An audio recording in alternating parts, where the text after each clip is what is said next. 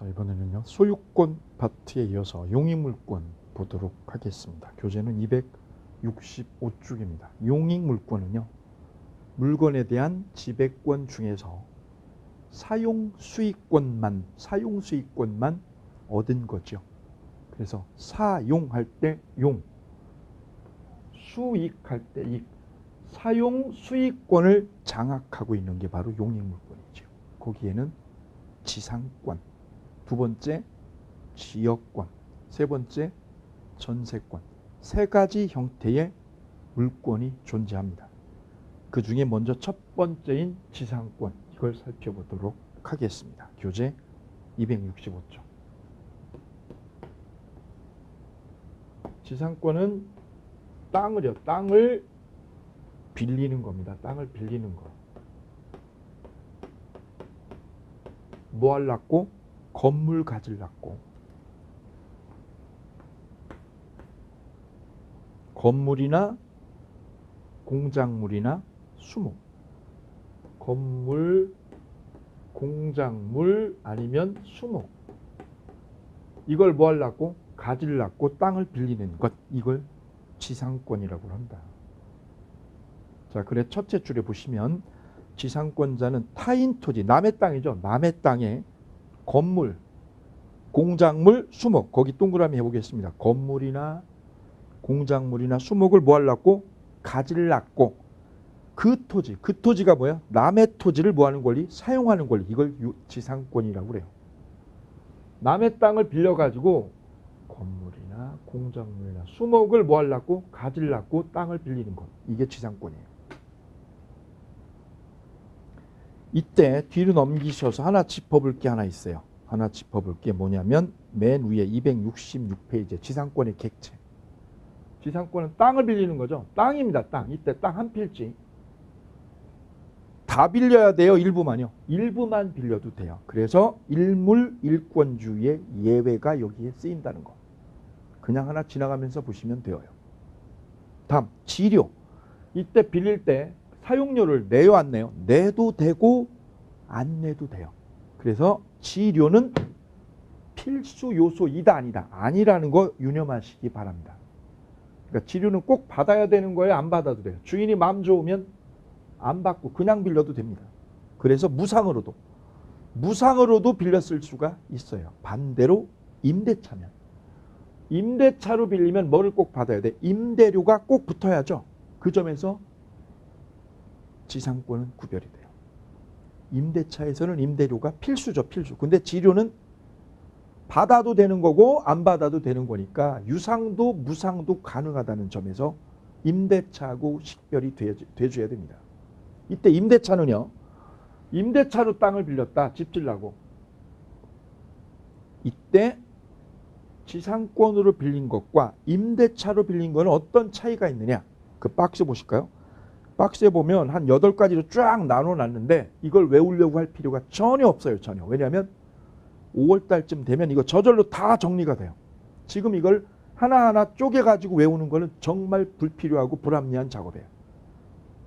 첫째 줄에 있는 지상권 옆에다 위에다 써주세요. 물권이다. 지상권은 물권으로 빌려서 쓰는 거예요. 그러니까 주인이 바뀌어도요. 이 땅 주인이 새로 바뀌어도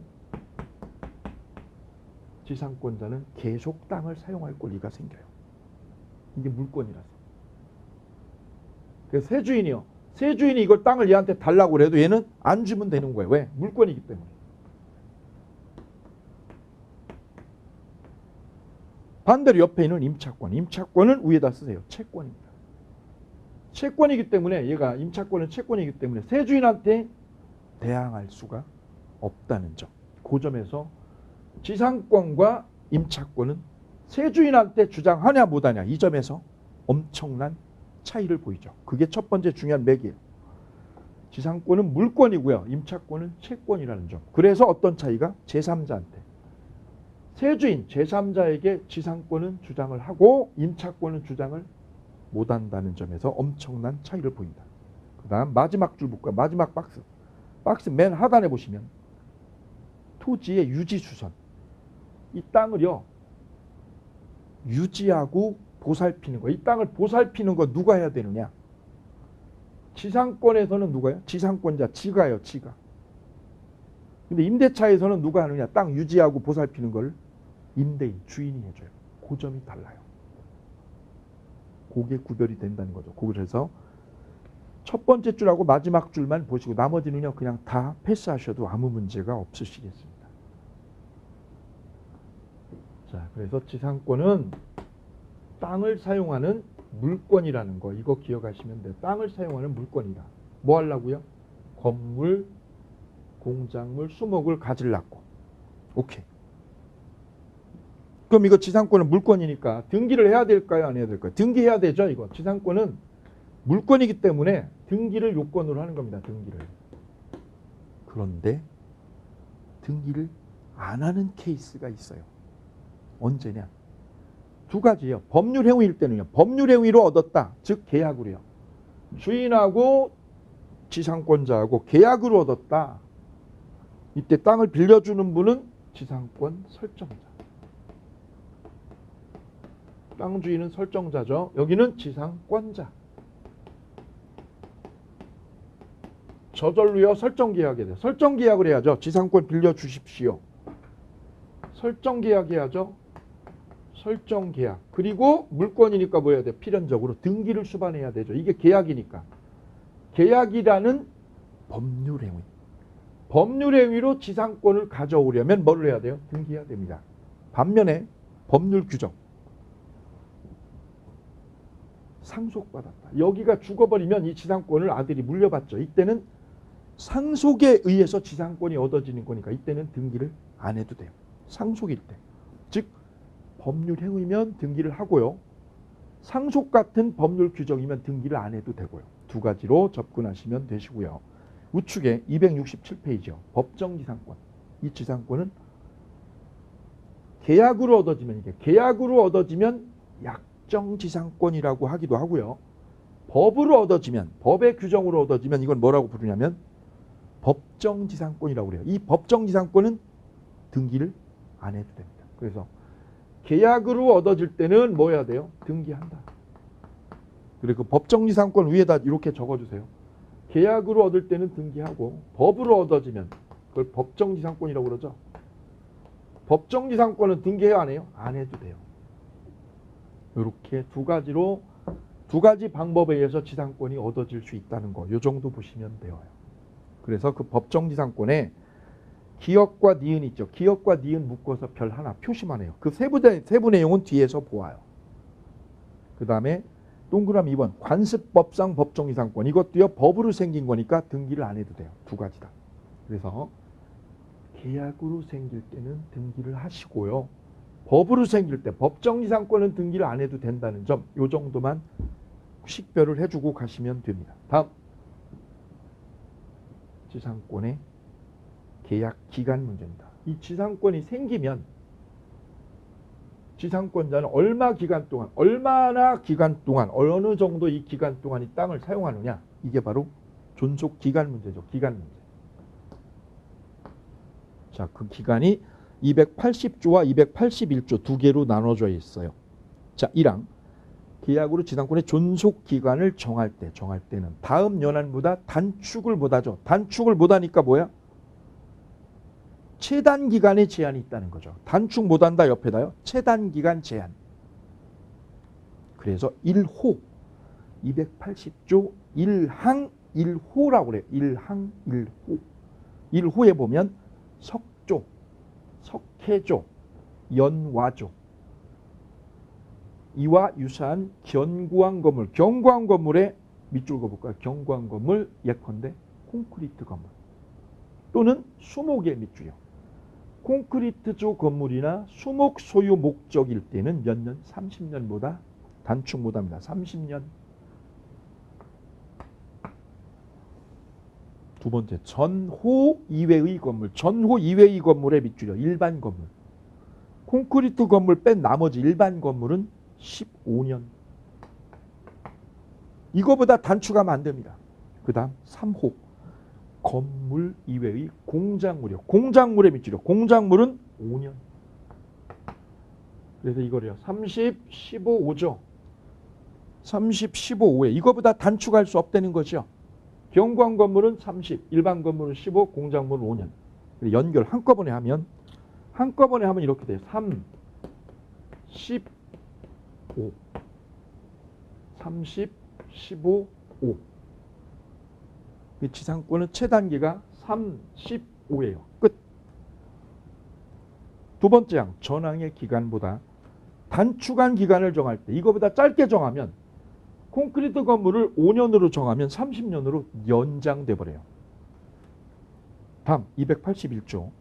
계약으로 지상권의 존속 기간을 뭐 하지 않을 때요? 정하지 아니한 때. 거기에 빨간 줄 거실까요?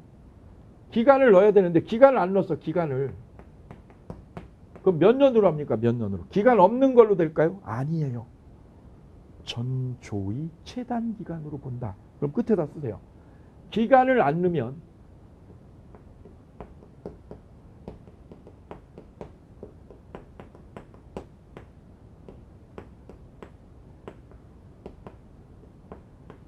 기간 없는 지상권으로 본다. 맞는 건가요? 틀리는 건가요? 시험 문제. 틀리는 거예요. 기간을 안 넣으면 계약 기간을 안 넣었어요. 땅을 빌리면서. 그럴 때는 뭐예요? 기간 없는 지상권으로 본다. 아니고요. 어떻게 돼요? 최단 기간으로 돼요. 최단 기간으로 본다요. 최단 기간으로 본다. 경구한 건물이잖아요. 그럼 몇 년? 30년. 최단 기간으로 되는 거죠. 기간 없는 지상권. 이런 건 존재하지 않아요. 근데 전세권이나 임대차는 기간 안 넣으면 어떻게 돼? 기간 안 넣으면? 기간 없는 걸로 되죠. 기간 없는 전세, 기간 없는 임대로 되는데 지상권은 이런 게 없어요. 기간 없는 거. 이런 게 존재하지 않는다는 거예요. 요게 임대차나 전세하고 다른 점이에요. 그래 시험에 출제됐어요. 두 번째 2항. 지상권 설정 단체. 공작물입니다. 공작물에 삼각형 넣으실까요? 공작물. 전봇대 이런 거 있죠. 이게 공작물입니다. 광고 간판. 고속도로 옆에 보면 광고 간판 쫙 있죠. 공작물. 종류와 구조를 정하지 않은 때. 종류에 거기에 삼각형이요. 공작물의 종류를 안 정했어요. 전봇대. 한전에서 전봇대를 태우려고 땅을 빌렸어요. 이때 공작물 전봇대 종류를 아직 뭘로 할지 아직 정하지 않았다. 그러면 몇 년이 되냐? 전조 제2호. 전조 2호면 몇 년? 쓰십시오. 15년으로 본다. 15년. 전봇대의 종류를 뭘로 할지 아직 안 정했다. 철탑이냐 일반이냐 정하지 않으면 15년짜리가 돼요. 오케이. 요거 시험 잘 나오는 거니까 조심하시기 바랍니다. 281조 2항 조심하시기 바랍니다. 그럼 지상권의 존속기간에서 유념할 부분은 뒤로 넘겨보세요. 뒤로 넘기게 되면 기역, 니은, 디귿 있죠. 30, 15 나와 있죠. 동그라미 하시고요. 그 다음 니은에 기존 건물의 삼각형. 자, 지상권자가 자기가 땅을 얻어서 빌려서 건물 세웠어요. 세우면 이게 콘크리트 건물은 30년이에요. 30년. 이거보다 줄일 수 없죠. 근데 그게 아니라 니은은 뭐냐? 기존 건물 사용일 때. 지상권자가 건물 세운 게 아니라 누구 거? 설정자가 쓰던 건물, 이 쓰던 건물을 얻었단 말이죠. 이럴 때는 최단기간 적용을 안 받아요. 기존에 쓰던 건물, 그때는 제한이 없어요. 조심하시기 바랍니다. 그 삼각형이에요. 다음 밑에 최장 존속기간. 최장기간은 제한이 없어요. 거기 밑이요. 최단기만 제한이 있어요. 30, 15로. 그래서 지상권은요. 이렇게 기억하시면 안 잊어버려요. 지단이 35살이라고. 지단은 뭐냐? 지상권은 최단기가 제한이 있어서 30, 15, 5 이렇게 최단기만 제한을 두고 최장기는요. 장기는 제한을 두지 않았어요. 상한선이 없어. 상한선이. 그 말은 2번처럼 영구적인 지상권도 가능한 논리가 생겨요. 그래서 거기에 삼각형이요. 2번에 영구적 지상권의 삼각형. 그래서 지상권의 존속기간에서 기억할 거는 이거예요. 지단이 몇 살이라고요? 35라는 거 기억하시고, 두 번째 기간 없는 지상권. 이런 건 있다 없다? 없다. 왜? 기간 안 넣으면 뭘로 돼요? 최단기간으로 되니까 이게 두 번째. 그 다음 세 번째는요. 최장기는 있다? 없다. 상한선이 없어. 상한선이. 그래서 그 논리 때문에 영구적인 사용. 영구 사용도 된다 안 된다? 된다라는 게 여기서 가능한 거예요. 그리고 공작물의 종류를 안 정하면 공작물의 종류를 정하면 안 정하면 이걸 안 정하면 몇 년으로 본다? 15년짜리로 본다라는 거. 요거 네 가지만 기억하시면 돼요. 지단이 35. 기간이 없는 지상권 이런 건 없고요. 무조건 최단 기간으로 본다 이럴 경우에. 네 가지 기억하시고요. 그럼 지상권의 기간 해석 유념할 거는 지상권은 기간이 짧다 길다. 너무 길다고 그랬어요. 너무 길다. 왜? 빌려주면 30년이에요. 빌렸다 하면 30년. 그래서 주인은요. 이 주인은 지상권을 좋아한다 싫어한다. 너무 싫어한다. 왜? 너무 길어서. 이 기간에서 기억할 네 가지 기억해 두시면 되겠습니다. 다음 지상권의 기간에 이어서 효력 문제입니다. 효력. 자, 이렇게 지상권이 생기면 어떤 효력이 부여되느냐 얘한테. 지상권자한테 어떤 효력 부여하느냐 그 문제입니다. 그 효력. 효력으로 넘어가기 전에 밑에 보면 268페이지에 쌍괄호 3번에 계약 갱신 나와 있어요. 갱신. 밑에 283조가 있어요. 283조에다가 별 하나 하고요. 별 하나 하고 써볼게요. 기간이 만료됐어요. 계약 끝났어요. 30년 지났죠. 그럼 지상권은요. 법정갱신이라는 게 없어요. 법정갱신은 뭐예요? 법률에 의해서 연장이요. 연장이라는 게 안 돼요. 전세나 임대는 계약 끝나죠. 그러면 법으로 연장이 되죠. 근데 지상권은 뭐가 없어요? 법정갱신이라는 게 존재하지 않아요. 그럼 어떤 법리가 생기느냐? 이 지상권자는 건물이 멀쩡하잖아요. 건물이 멀쩡하니까 얘는 어떻게 하냐? 연장해달라고. 기간 연장해달라고 B가 요구할 수 있어요. 이걸 뭐라고 하느냐? 갱신청구권이라고 해요. 갱신해달라고 얘가 청구해요. 연장해 주십시오. 이때 A가 원하면 갱신해주면 연장되는 거예요. 싫다고 하면. 싫어나 싫어. 계약 끝났으니까 너 나가. 싫어. 그러면 얘는 어떻게 하느냐? B는. 저 건물, 멀쩡한 건물을 부수고 가느냐 아니면 설정자 보고 네가 사라고 하느냐 이거죠. 사라고 하느냐.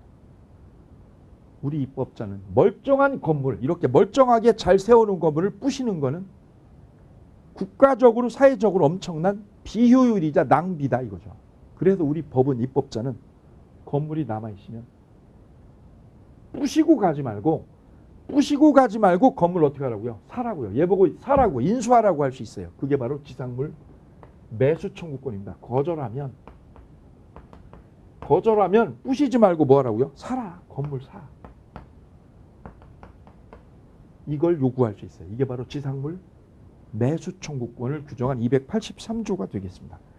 그래서 283조 위에다 하나 써주시면 돼요. 지상물 매수 청구권. 건물 사라고.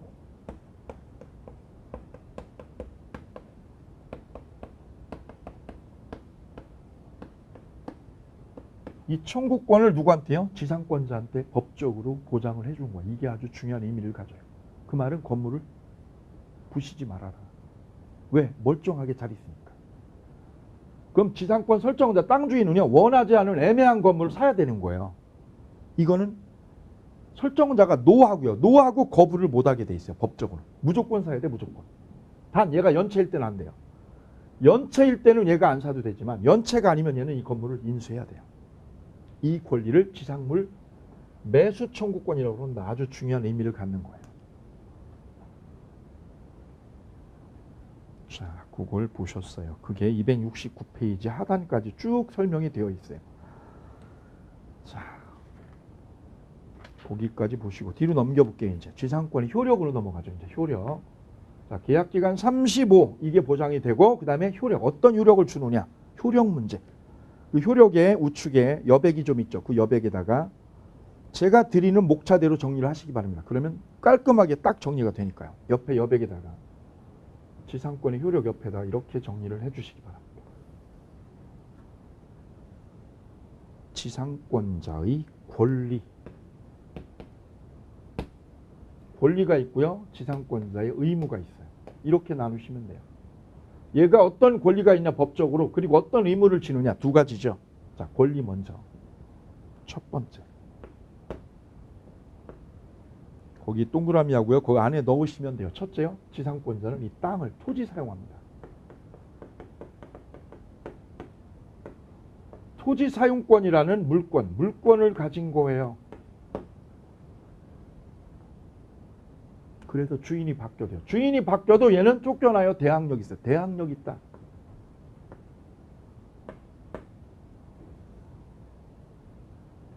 그리고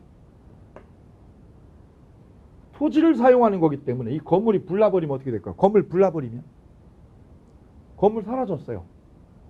지난밤에 불이 나가지고 다 타버렸다. 그러면 지상권은 사라질까요? 안 사라질까요? 바로 지상권의 핵심은 건물을 쓰는 게 아니라 토지를, 땅을 사용하는 거예요. 땅을. 그래 건물이 불타도 존중하는 거예요. 건물이 불나도, 불타도, 사라져도, 건물이 사라져도 지상권은 존중한다. 조심하시기 바랍니다. 이게 3번 나왔어요. 건물이 멸실하면 지상권은 소멸한다? 노, 존속합니다. 왜요? 왜 존속해요? 토지를 사용하는 권리이기 때문에 그렇습니다. 그래 건물이 있든 없든, 수목이 있든 없든 지상권은 계약기간 동안 살아있는 겁니다. 첫 번째 문제. 두 번째, 지상권자에게는 상린관계가 준용이 돼요. 인접하면. 인접해 있는 사람끼리 여기다가요. 담장을 설치하려고 그래요. 그럼 돈 들어가죠? 돈은 그럼 어떻게 각출하느냐? 반씩. 담 설치할 때는 돈 반씩 각출해요. 측량비는요. 측량비는 면적대로 각출합니다. 면적 비용. 그걸 무슨 관계예요? 상린관계가 얘 준용이 된다. 준용이 된다. 이 두 번째. 이게 3번 나왔어요. 다음 3번째. 지상권자. 얘한테 어떤 권리를 주느냐? 권리의 3번째. 지상권자는 이 지류가 정해져 있죠. 지류가 정해져 있다. 이게 너무 높다 그러면 얘는 깎아달라고요. 얘는 깎아달라고 그럴 수 있고, 거꾸로 설정자는요. 지류가 너무 낮다. 올려달라고 할 수 있어요. 이걸 지료 증감청금이라고 해요. 지료 얘는 올리자고요. 얘는 깎자고. 증, 감. 청구권. 이 청구권이 보장이 됩니다. 얘는 올리자. 왜 올리자? 여보소. 계약기간이 30년이야. 그럼 30년 뒤에도 같은 금액 봐도 비합리적이죠. 그래서 이거는 증액이 되고 얘는 거꾸로 깎을 수도 있어요. 경기가 안 좋으면 깎고 얘는 올리고. 지류에 대해서죠. 그 다음에 4번째는요. 지상물. 건물이죠. 건물이 계약기간 끝나서 남아있으면 부순다, 사라고 그런다. 사라고 매수 청구할 수 있다. 지상물. 매수 청구권이 보장이 됩니다. 막강한 권능이에요. 그럼 이 주인은 이걸 사라고요, 말라고요? 사라 이거, 사라 이 건물을. 건물을 강제로 사야 돼 이걸. 거절할 권리가 없어요. 그럼 설정자가 얘한테 땅 빌려줄 때요. 빌려줄 때 나중에 계약 끝나면 건물 뭐 하라고요? 철거하고 그냥 나가라. 나 안 살 테니까 그냥 나가라. 이런 특약은 다 효력이 없어요. 왜냐? 이 매수 청구는 강행 규정이에요. 이거 강행 규정이고 이것도 강제 규정이에요. 법이 무조건 인정한 거예요. 5번째가 이 지상권자는 자기 권리를, 이 지상권을 다른 사람한테 처분할 수 있어요. 처분할 수 있어요. 넘겨줄 수 있어요. 양도할 수 있어요. 지상권을 양도할 수 있고요. 지상권 가지고 은행 가서 대출 일으키는 것도 돼요. 즉 처분권 보장이에요. 처분권.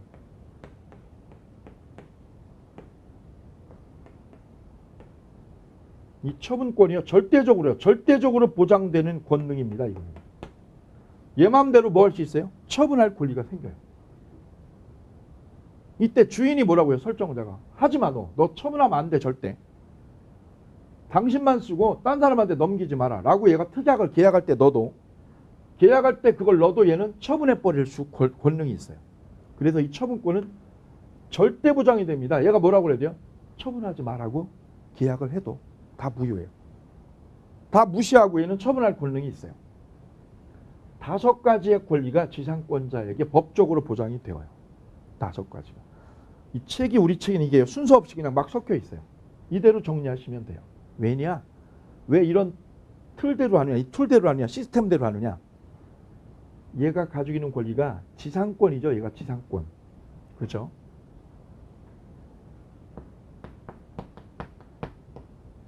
이 지상권자의 권능 5가지가 똑같이요. 제가 이런 맥락을, 이 시스템을 구축한 이유는 전세권에도요. 전세권에도 이 시스템이요. 똑같이 작동해요.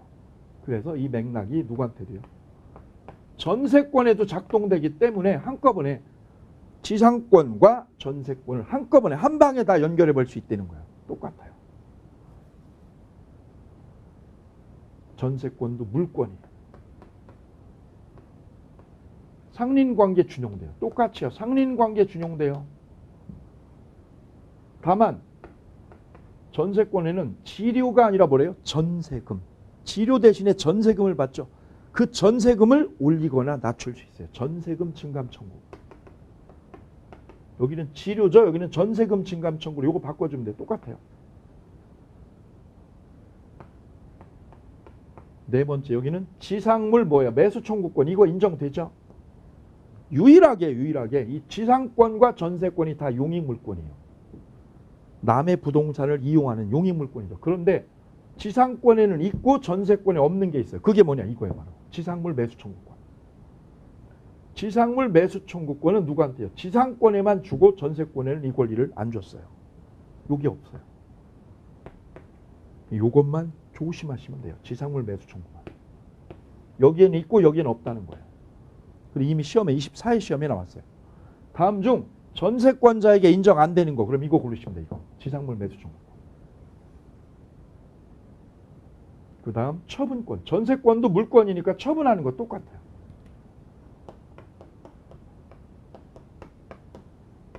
그래서 4번만 지상권과 전세권의 차이를 보인다는 시스템. 시스템이 딱 완성이 되면 용익물권이 아주 쉬워요. 아주 매끄럽고 한 방에 딱 매끄럽게 진행돼 버릴 수 있습니다.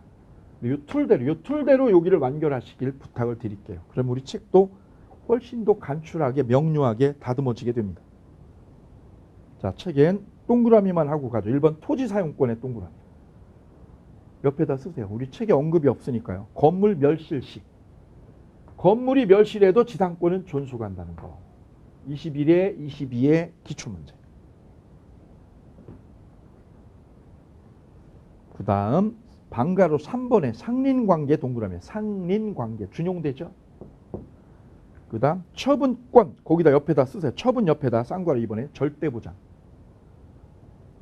처분 절대보장. 그 다음 우측 보실까요? 그럼 이게 권리고요. 의무사항에 뭐가 있느냐? 의무사항에 2가지예요. 지상권자는 지료. 지료를 주기로 하면 이거 넣으면 돼요. 지료 지급 의무가 있고요. 2번째는 땅 빌렸죠? 땅 빌린 거 어떻게 해요? 유지관리예요. 유지관리.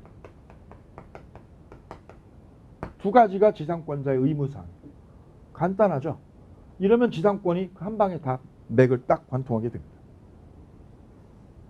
자, 그럼 우리 책대로 우측에 지료의 1번 동그라미. 지료는 지상권의 요소가 아니지만 약정이 있으면 약정하면 지료 지급 의무가 생겨요. 이때 등기요. 지료 지급을 약정을 했어요. 1년에 500만 원 내기로. 500만 원 내기로 했다. 1년에. 그럼 이 500만 원을 뭐 해줘야 돼? 등기를 해야만. 등기를 해야만 누구한테요? 이 주인은 바뀐 지상권자 C한테. 지상권을 넘겨받은 C한테 이 지료를 받아먹을 수 있습니다. 얘한테. 이걸 뭐한테만? 등기한테만. 등기 안 하면. 500만 원을 등기 안 하면 B한테는 받아도 C한테는 달라고 못해요. 왜요? 제3자가 이거 등기 안 해놔서. 그래서 등기해야 제3자에게 대항할 수 있다는 거예요. 그게 밑에 판례죠. 판례의 별 하나.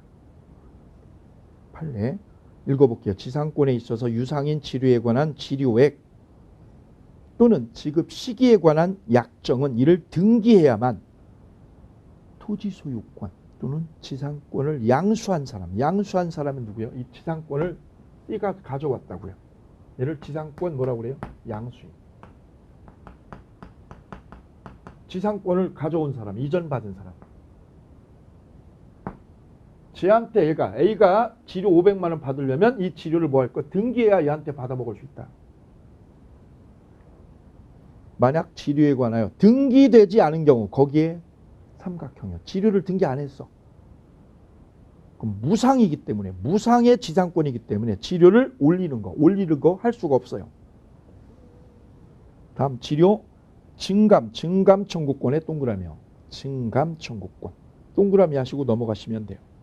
그 다음 4번 지료 체납.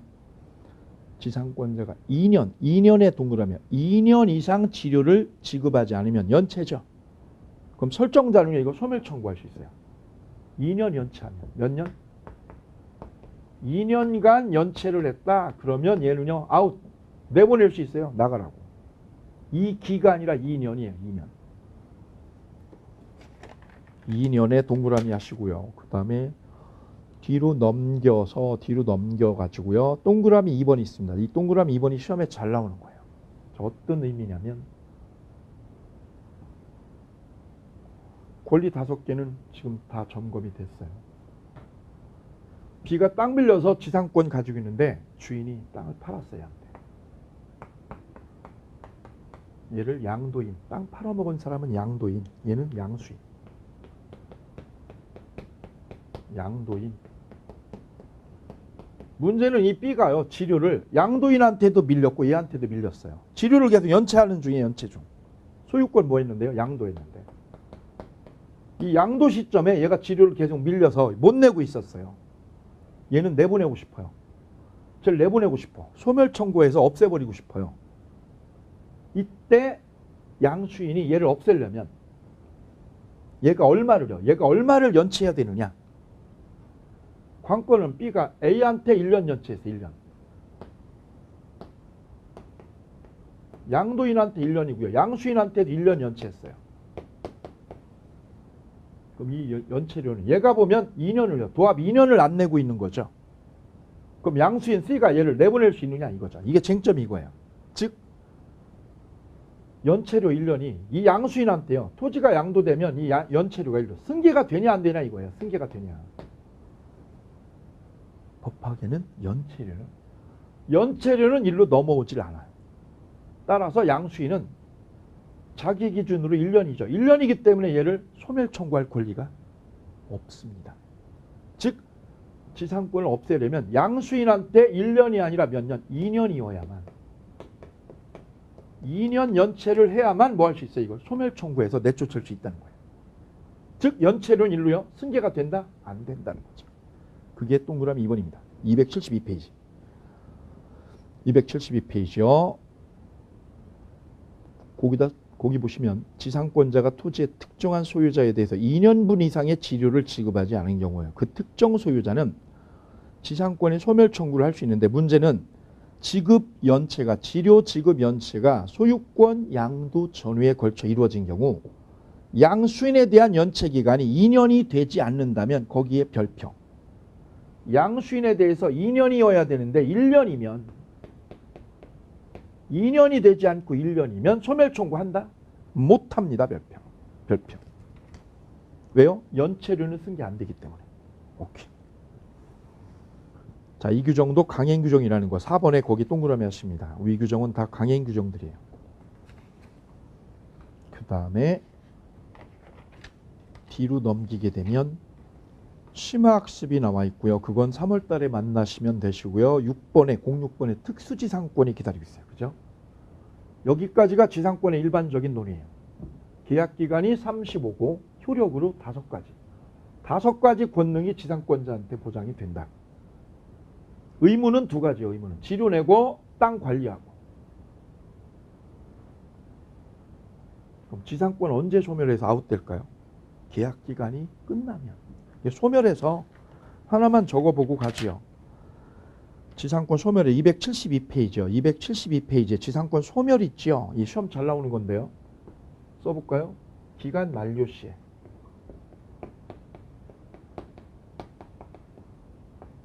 기간이 오늘 끝났어요. 30년이.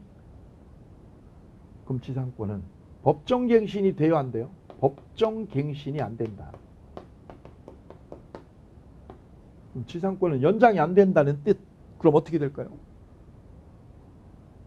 소멸합니다. 지상권 없어진 거야. 소멸하는 거야. 문제는 등기부에는 살아있어요. 등기부에는 있는데 기간은 지났어요.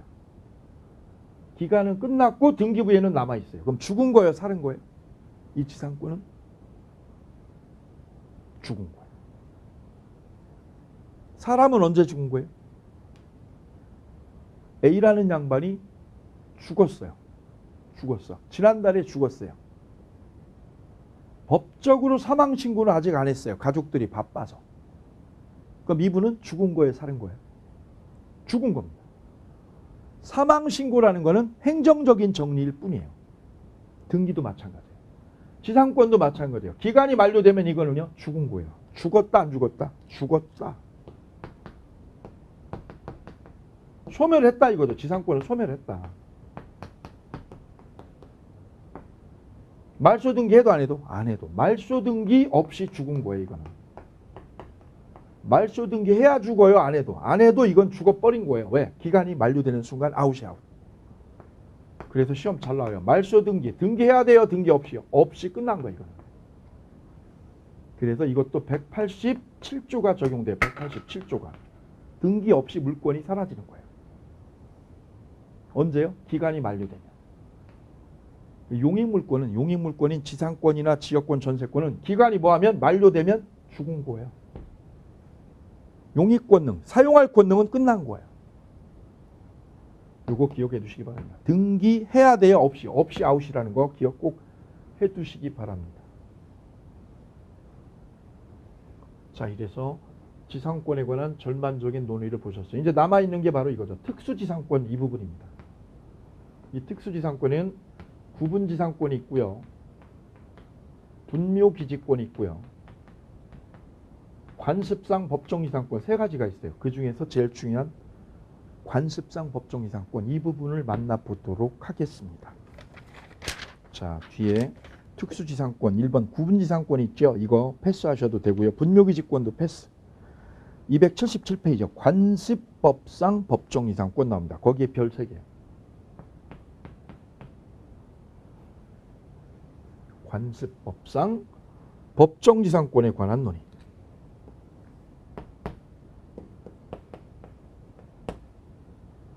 저희가 유치원을 지으려고 땅을 이렇게 구매를 하는 과정에 이런 일이 있었어요. 실제로요.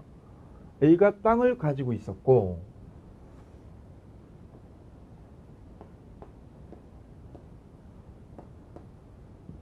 그 땅 위에 A가 건물을 짓고 살고 계셨습니다.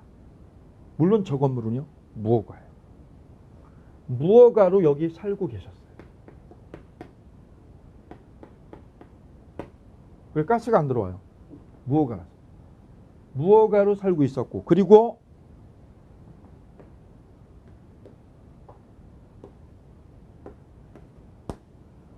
여기도 건물을 또 올렸어요. 올려가지고 살다가 이분이 살다가 전에 공장을 하셨었대요. 공장을 콩나물 공장을 크게 해가지고 돈을 벌다가 다른 사업을 더 확장하다가 이게 잘못돼가지고 부도 맞는 바람에 접었어요. 그래서 건물이 비니까 이걸 어떻게 했냐면 임대를 주었어요. B라는 분에게 임대를 놓은 거예요. A 건물은 누가 살고요? A 건물은 자기가 그냥 살고 있고 식구들하고 할아버지 할머니 두 분이 사시고 여기는 세를 줬어요. 임대를. 임차인이 여기에 건물을 가지고 살고 계세요. 이렇게 가지고 계세요. 이때 저희가 원하는 건 이 땅이야. 땅을 살려는 거. 땅을 사겠다고. 땅을 저희가 매매로 살려고 그래요. 이걸 땅을 매매로 살려고. 왜냐하면 저희는 유치원 부지가 필요하니까. 그래서 저희가 이 땅을 매매로 사게 되면 땅 주인이 바뀌게 되죠. 이렇게요. C한테. 이때 저희가 세무상담을 받았어요. 자, 이 땅을 매매로 하면서 이 땅 주인 요구사항이 뭐냐면 이 땅 주인 요구사항은 뭐냐면 자기들이 땅을 오래 가지고 있었다. 여기에. 양도세를 저희한테 또 안아달라 이거죠. 양도세를 또 안아주면 땅값을 다운시켜주겠다 이거예요. 그래서 둘이 그 요구사항이 맞아 떨어졌어요. 그래서 양도세를 저희가 매수인이 떠안는 조건으로 계약을 해버렸어요. 그래서 저희는 이 양도세가 얼마 나오느냐, 이게 중요한 관심사항으로 바뀌어졌어요. 왜냐면 이 세금이 많으면 매매 가격이 뜨니까, 올라가니까. 그래서 세무상담을 했더니 세무사분이 두 분이 다 달라요. 어느 분은 이 땅에 대한 양도세가 3억 가까이 나온다고 그러고, 어느 분은 6천만 원이면 된다는 거예요. 가격의 차이가 너무 크죠. 한 분은 3억, 한 분은 6천.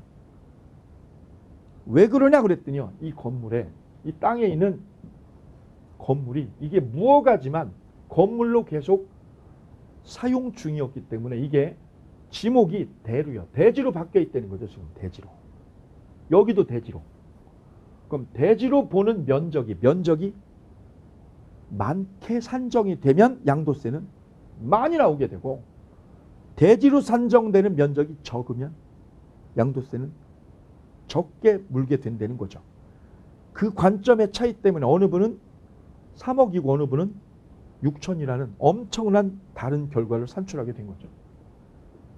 이때 그 세무사님 중에 한 분이 이러는 거죠.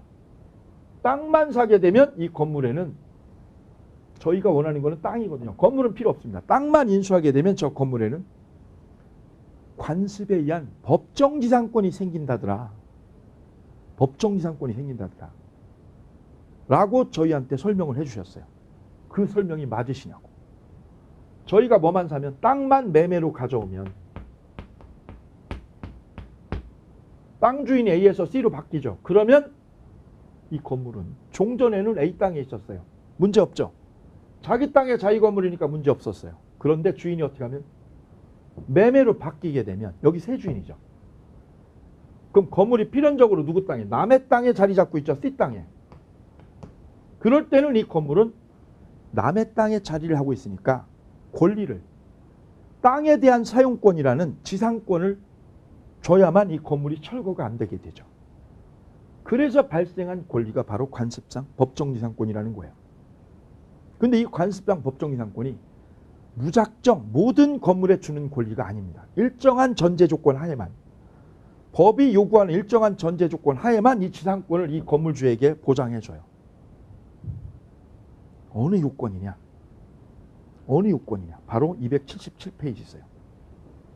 토지와 건물이 매매로 처분할 때 동일인이어야 돼. 동일인.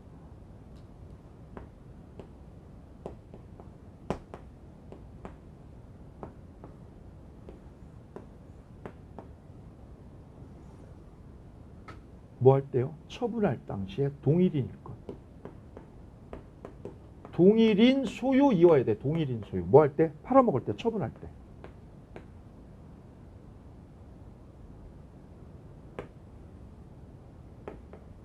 그랬다가 소유자가 어떻게 되는 거예요? 매매로요. 매매로 소유자가 바뀌게 되는 거예요.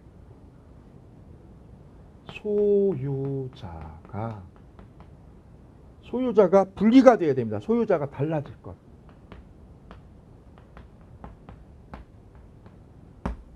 달라지는 거예요. 왜 달라졌냐면 매매로. 매매 기타 사유로. 기타.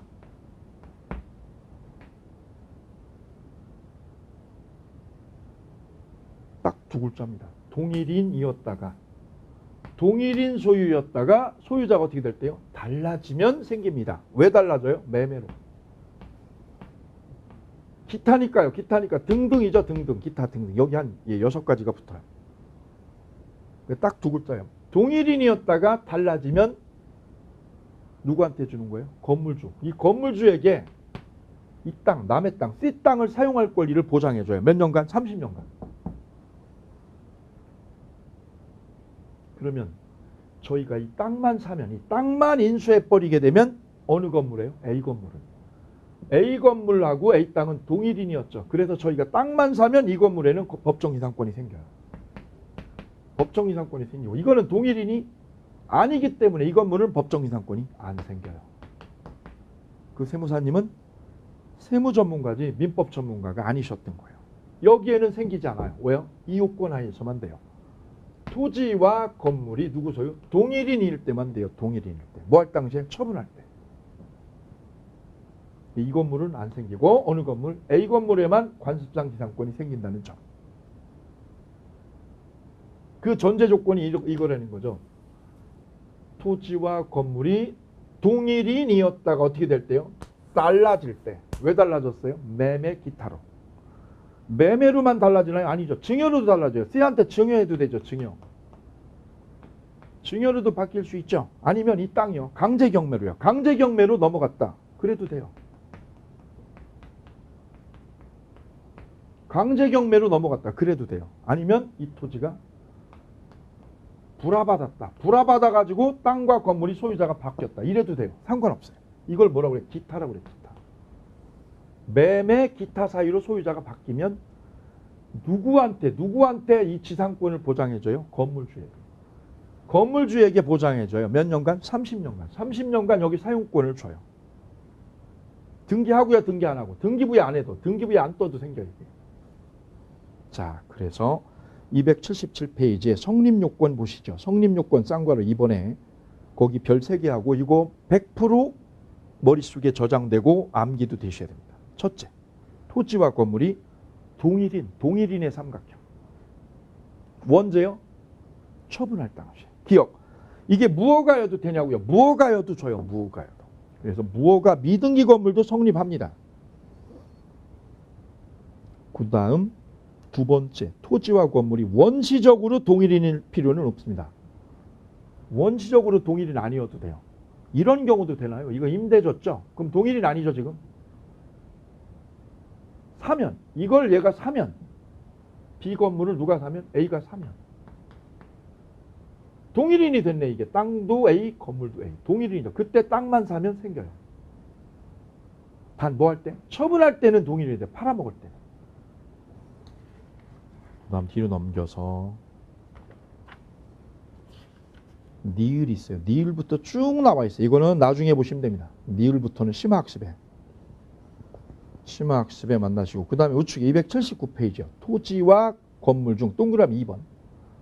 한쪽이 처분되죠. 한쪽 처분의 삼각형이 한쪽.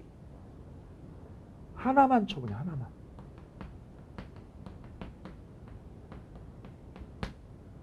땅이나 건물 하나만 처분하면 소유자가 분리가 되잖아요.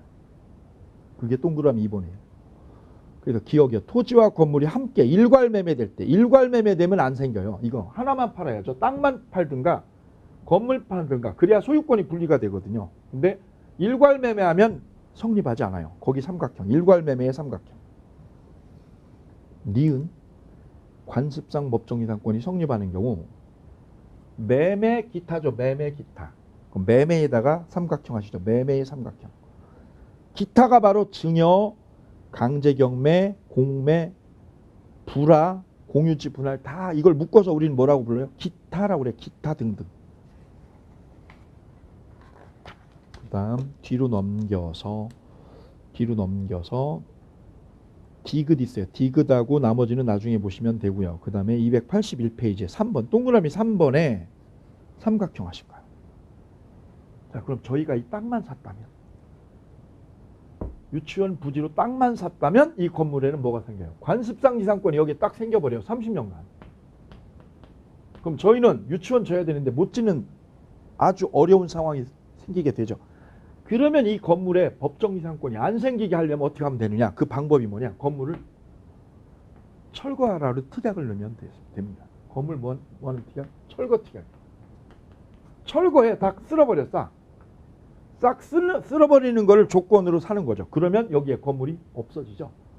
없어지는 즉 철거 특약을 넣으면 안 생겨요.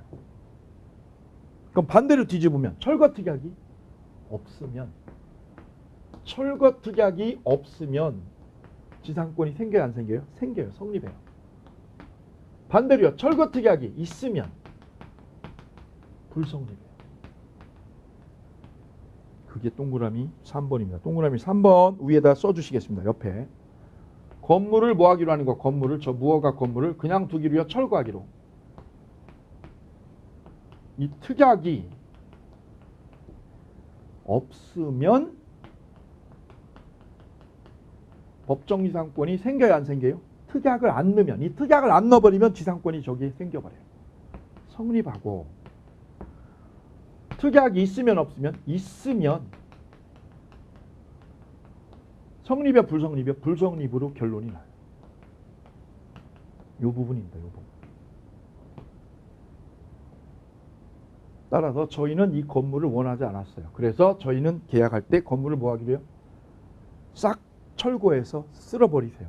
이렇게 해버리면 지상권은 절대 발생하지 않습니다. 자, 그래서 관습상 법정지상권의 성립요건은 이렇게 해요. 1번하고 2번 두 가지로 정리가 돼요. 동일인이었다가 달라지고, 동일인 수였다가 달라져야죠. 왜요? 매매로요. 매매로 달라지면 생겨요. 두 번째는요, 철거 특약이 없을 때. 오케이, 두 단어. 두 단어로 관습상 법정지상권의 성립요건을 집약하시면 되겠습니다. 더 이상 복잡하게 디테일하게 하면 머리만 아플 뿐이고 실효성이 없어요. 자, 거기까지 보시면 되겠습니다. 나머지는 심화학습에서 연결해서 마무리 지으시면 되시겠고요. 자, 여기까지 해서 지상권 전체적인 흐름하고 틀을 보셨습니다. 성질에서요, 물권이라는 거 기억하시면 되고 기간에서 35라는 거 기억해 주시면 돼요. 그리고 효력에서는 5가지요. 뭉퉁그려서 5가지 아까 정리해 놓은 거 있죠? 이 논리가 전세권에도 같은 맥락으로 쓰인다는 거. 차이가 하나 있다. 차이가. 매수청구권. 매수청구권은 지상권에 있고 전세권에는 없다. 소멸요. 계약기간 만료되면 끝나죠. 이때 지상권은 등기부에서 말소 작업을 안 해도 얘는 죽은 거예요. 왜? 계약기간이 지나면 아웃된 거예요. 마지막 논의되는 특수지상권. 여기가 좀 복잡한데 제일 중요한 관습상 지상권의 성립요건. 이걸 고찰을 같이 해보셨어요.